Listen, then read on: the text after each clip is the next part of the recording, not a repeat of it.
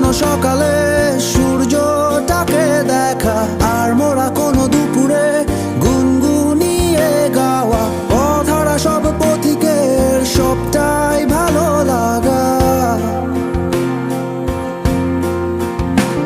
আর জানালার ওই কাছটায় থমকে থাকা বৃষ্টি, অলিখিত সব কবিতায় আটকে থাকা সৃষ্টি, দেয়ালে আঁকা ছবিটায়